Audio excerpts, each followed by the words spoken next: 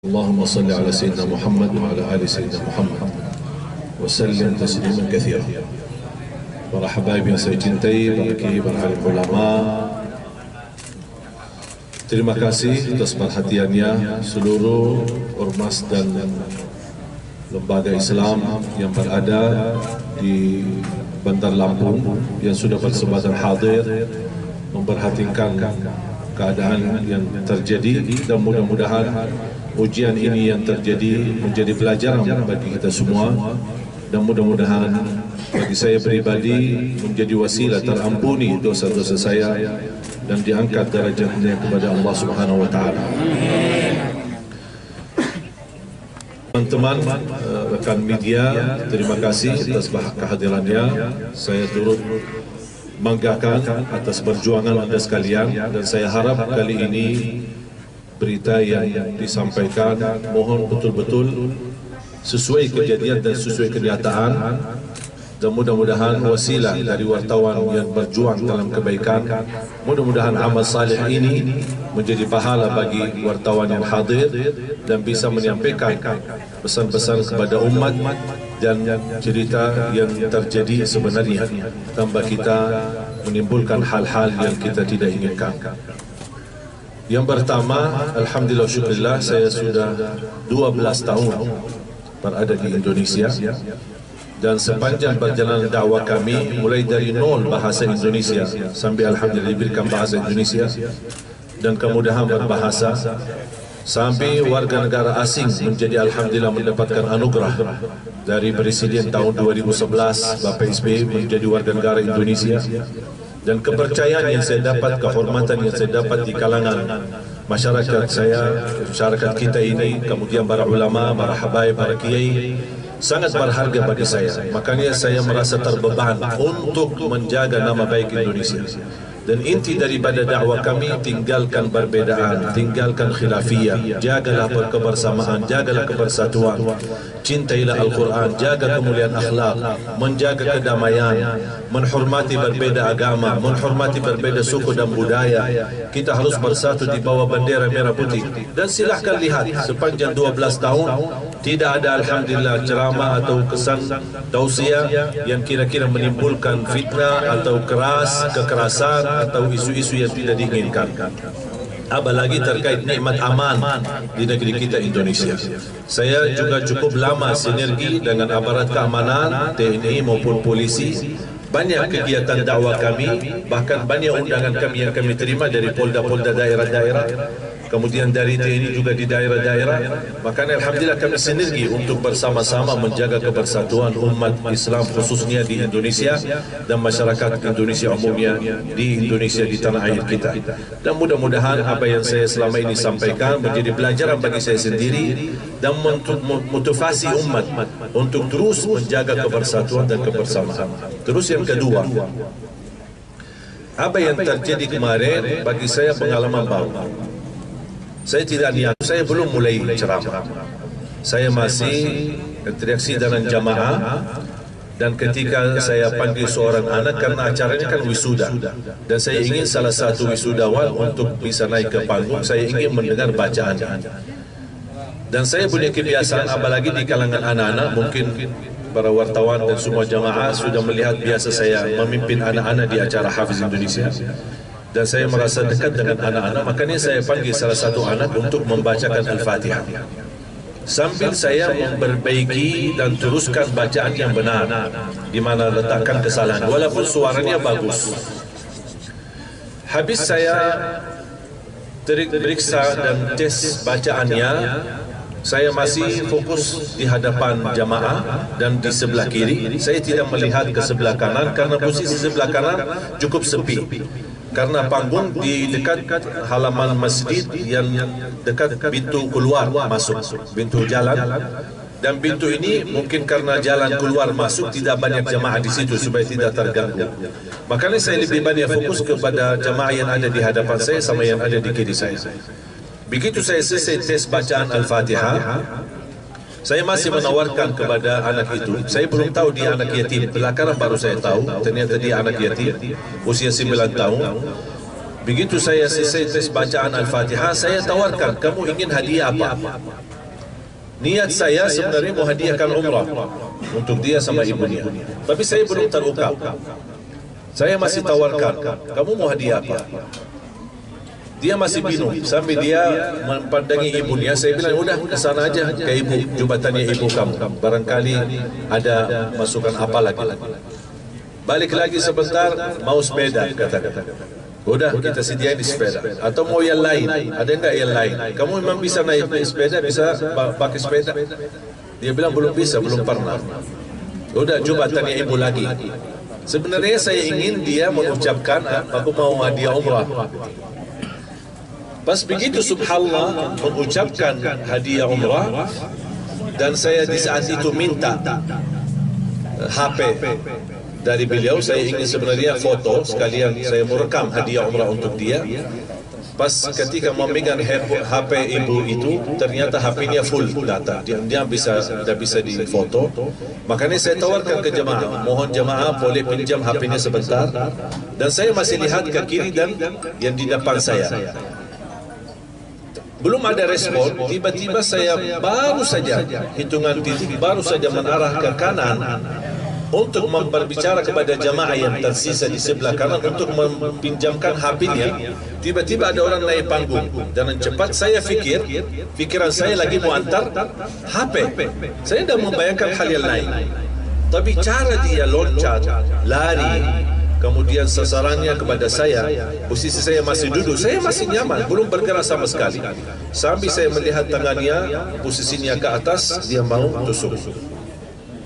Dan posisi saya, kalau Allah SWT takdirkan tidak bergerak sama sekali, itu mati sekali. Dia mungkin di bagian leher atau di bagian kepala.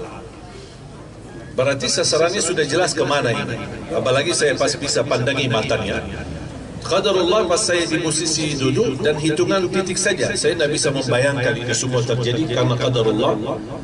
Saya angkat tangan, kemudian tusukannya ke tangan saya. Baru saya berdiri. Sedangkan saat saya posisi titik berdiri, anak itu masih memegang pisunya, dan pisunya sudah tertusuk di dalam tangan saya, dan dia masih megang, dia belum lepas. Cara megang pisunya sangat kuat. Makanya sambil saya bangun, dia masih belum lepas, dan dia ingin menarik karena mungkin dia merasa gagal tusuk saya di posisi yang dia inginkan. Ketika saya berdiri, dia ingin cepat dia, dan subhanallah luar biasa cepat dia reaksi, cepat respon gerakan saya, dan cepat dia ingin tusuk. Makanya saya langsung lawan dengan saya gerakkan dengan saya ke arah kiri, kemudian patah pisunya, kurang lebih pisu sampai ke dalam hampir 8 cm. Kemudian saya tidak sadar pisunya patah, tapi yang saya sadar begitu saya melawan, dia jatuh. Kemudian masih saya melihat di tangannya, tapi saya belum lihat yang ini. Baru jamaah mengamankan.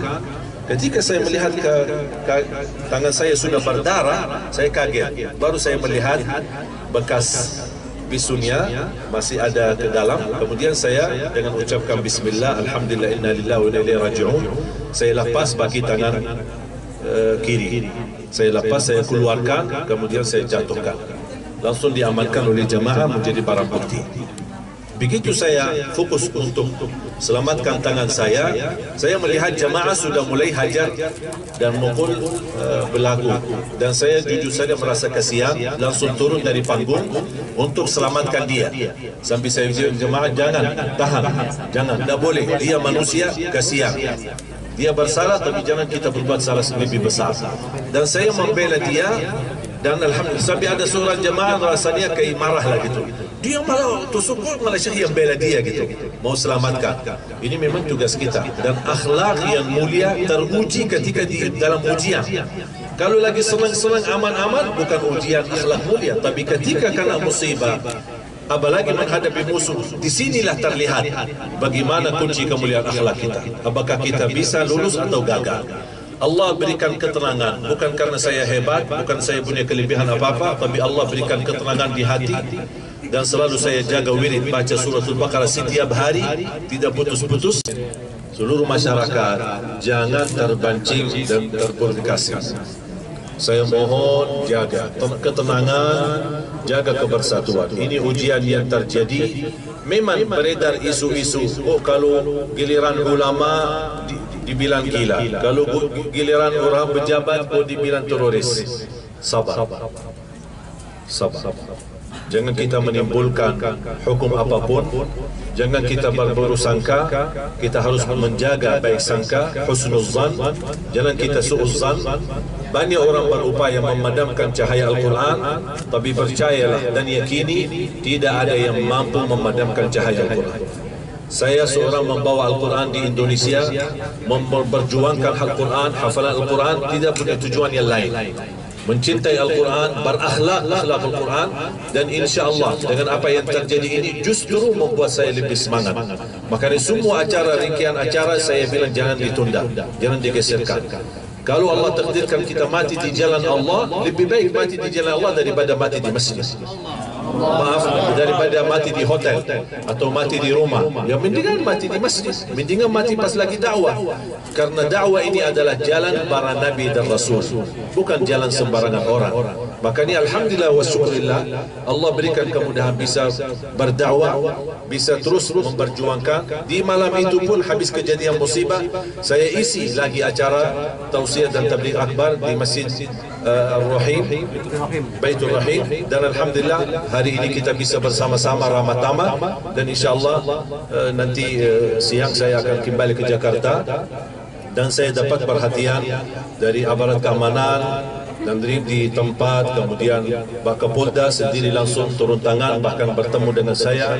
Saya terima telefon dari Wakapolri dan juga dapat perhatian langsung dari Pak Tito, dan semua memberikan respon dan akan mendalami kasus ini dengan sedalam-dalamnya dan sebaik-baiknya untuk mengetahui siapa yang di belakang perilaku ini. Karena saya tidak terima perilaku ini dianggap gila karena cara reaksi berhadapan saya, sambil dia tusuk kemudian lepas, kemudian mau tusuk lagi, tapi karena batah pisunya adalah kekuatan dan keberanian. Mohon maaf, bukan orang yang gangguan jiwa, dia sangat sadar dan sangat berani, bahkan sangat terlatih.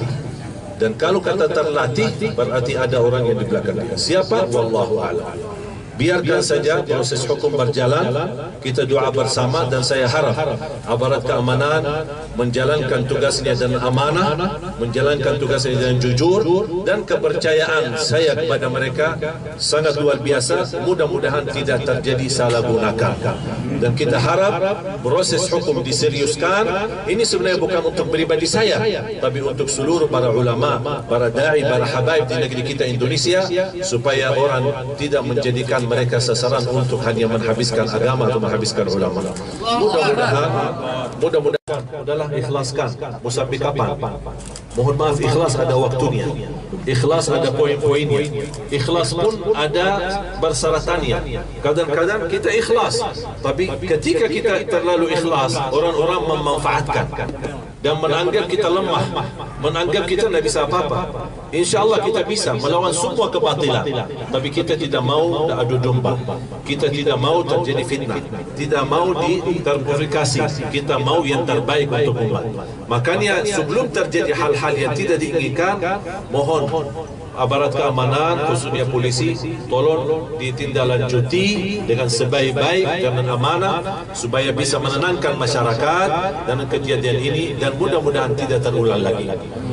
Isu menyudut masyarakat Lampung atau Lampung, Bandar Lampung menjadi daerah radikal atau daerah teroris atau daerah yang suka kekerasan. Mohon maaf, kejadian ini cuma satu orang yang berlaku, bukan masyarakat Lampung. Masyarakat Lampung saya kenal baik, saya sudah berkali-kali ke Lampung. Masyarakat Lampung sangat mencintai kedamaian, sangat mencintai ulama, sangat mencintai para habaib. Tak mungkin mereka berniat jahat seperti ini. Kalau ada satu orang atau dua orang berlaku seperti ini, bukan mewakili seluruh masyarakat Lampung. Dan saya berterima kasih kepada seluruh masyarakat di Lampung, khususnya para habaib, para kiai, para ulama, dan semua ormas-ormas yang cukup banyak yang bisa bersempatan hadir di siang hari ini. Mohon maaf saya tidak bisa sebut satu persatu, tapi saya tolong ingatkan, tolong tenang, sabar, ini ujian, dan insya Allah akan berlalu menunjukkan pertolongan Allah kepada kita. Yang berlaku dan yang di belakang mereka mohon dihukum. Itu aja, karena ini negara hukum. Jangan sampai kita terpaksa memain hukum sendiri. Kita mau negeri hukum ini berlaku, dan juga mohon semua, saya harap mudah-mudahan aparat keamanan bisa berhasil untuk menangkap semua orang yang tersangka di dalam kasus ini. Bukan untuk diri saya, tapi mudah-mudahan insyaAllah menjadi pelajaran buat semua para habaib dan ulama. Dan saya harap aparat keamanan, polisi tolong sinergi dengan ulama. Kewajiban aparat keamanan bukan hanya menjaga pejabat, tapi ini kewajiban, bahkan lebih tinggi kewajibannya daripada menjaga pejabat adalah menjaga ulama. Karena ulama kita di Indonesia adalah berlindung negeri kita. Ulama di negeri kita Indonesia adalah keselamatan negeri kita. Ulama di negeri kita Indonesia adalah berjuang untuk memerdekakan negeri kita Indonesia. Maka tidak akan tercukupi dengan